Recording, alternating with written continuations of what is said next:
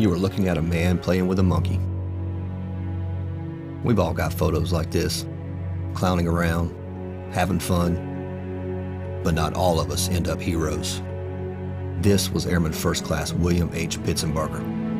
Pitts. You've probably heard of him because of the way he died. You should remember him because of the way he lived. April 11th, 1966, the Battle of Za Kam Mi.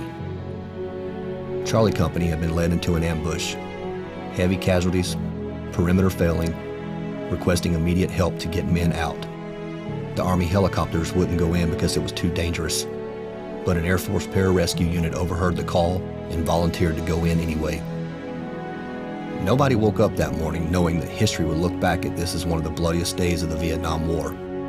For Pitts, it was his day off. Naturally, he volunteered to come along. He was dropped down into the firefight as the Air Force Huskies hovered. The helicopters were receiving heavy fire. Charlie Company was receiving heavy fire. Soldiers lay wounded and dying, and they were running out of ammo. Pitts was there to retrieve casualties, care for the wounded, and get them up into the helicopter and back to base as quickly and as safely as possible. He put the better part of a dozen wounded aboard the Huskies and then waved off his ride home. The helicopter was heavy with the wounded and dead. To this day, the pilot doesn't know if he could have made it out of there with Pitts on board. Why did William H. Pitsenbarger stay behind? Our lives are made up of moments and choices. Pitts was a PJ who completed over 300 rescue missions in Vietnam. He had nothing to prove. He knew exactly what he was looking at. This was a slaughter. And in that moment, he chose to stay. As the fighting went on through the night, he saved the wounded and gathered guns and ammo from the dead in the cover of darkness. He snuck outside the perimeter to bring back men that had been hit. He covered up one wounded soldier with 2 dead bodies and told him to stay down.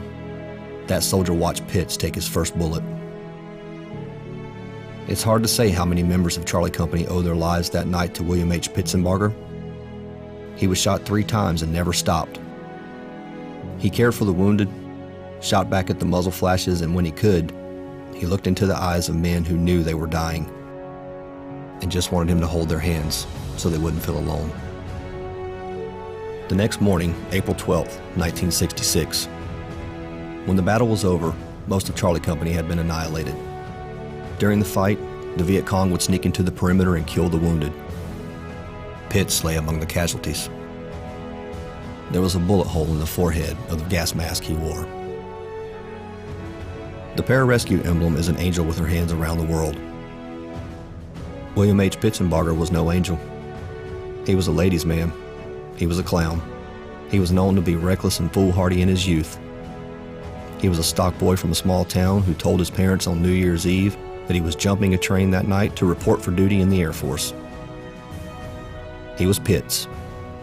He was an airman, and he was awarded the Medal of Honor. We don't win the Medal of Honor. This is not a contest. We're not asking you to die for your country. In fact, that's the last thing Pitts would want. Simply ask yourself, why did he stay?